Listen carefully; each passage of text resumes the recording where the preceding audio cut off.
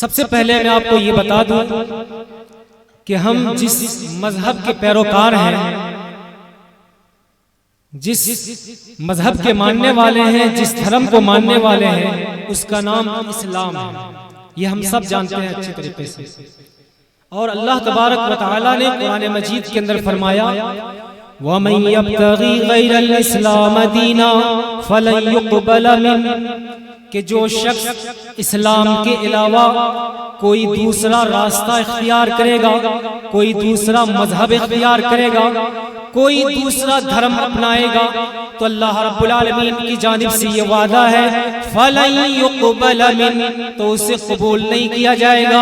अल्लाह रब्बुल आलमीन उसे रद्द कर देगा, उसे अल्लाह रब्बुल आलमीन कोई मान्यता नहीं देगा, अल्लाह रब्बुल आलमीन के यहाँ कोई वैल्यू नहीं होगा।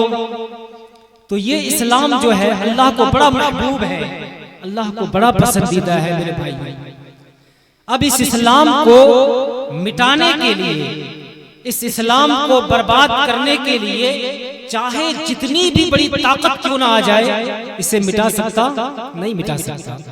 मुसलमान को खत्म कर सकता है, मुसलमान को मिटा सकता है, लेकिन इस्लाम को नहीं मिटा सकता। क्यों नहीं मिटा सकता? आप तारीख पढ़े होंगे, आपने सुना होगा कि कितने बड़े बड़े बादशाह आए।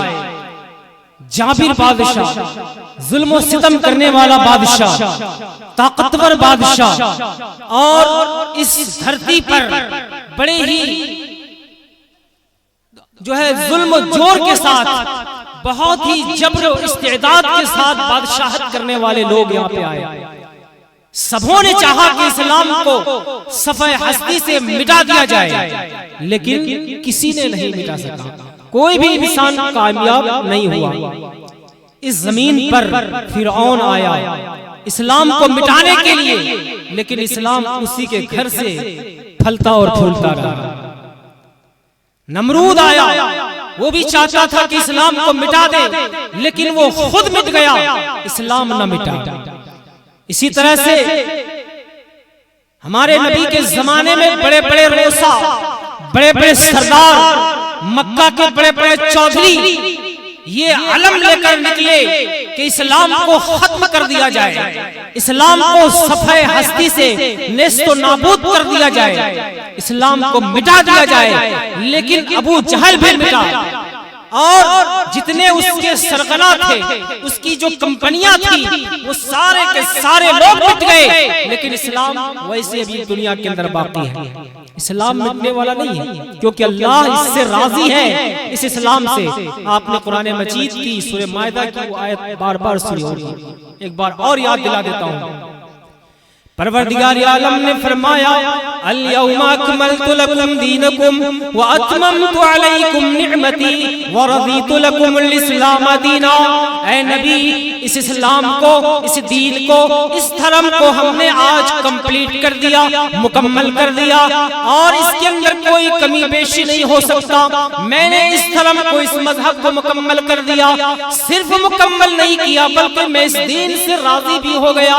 जो शरीयत आपको मिली है, जो कानून आपको दिया गया है, जिसका नाम इस्लाम है, जिसका नाम मजहब इस्लाम है, उस इस्लाम से हम राजी भी हो गए, उस इस्लाम से हम खुश भी हो गए। अल्लाह रब्बुल आलमीन इस मजहब से राजी है मेरे भाई। तो चाहे ये दुनिया की ताकत रूम हो, ईरान हो, अमेरिका हो, या कोई भी शख्स हो, इस्लाम को मिटा नहीं सकता। वो खुद मिट जाएंगे, लेकिन मिटा नहीं सकेंगे मेरे भाई। इस्लाम वो पावर है, इस्लाम वो ताकत है कि लोगों को खत्म कर देता है, मिटाने वालों को बर्बाद तो कर देता है, लेकिन वो खुद मिटता नहीं है। क्यों? इसलिए कि इस्लाम वाहिद एक ऐसा मजहब है। आप हिंदू मजहब को देख लीजिए, सिख मजहब को देख लीजिए, बौद्ध धर्म को देख लीजिए, दुनिया के अंदर जितने भी मज़ाहिब हैं, दुनिया के अंदर जितने भी धर्म हैं, तमाम धर्मों को छान डालिए, और छानने वालों ने छाना कि जिंदगी गुजारने का सबसे बेहतरीन तरीका, सबसे बेहतरीन आइडियल, सबसे बेहतरीन रहनुमाई कौन सा धर्म करता है।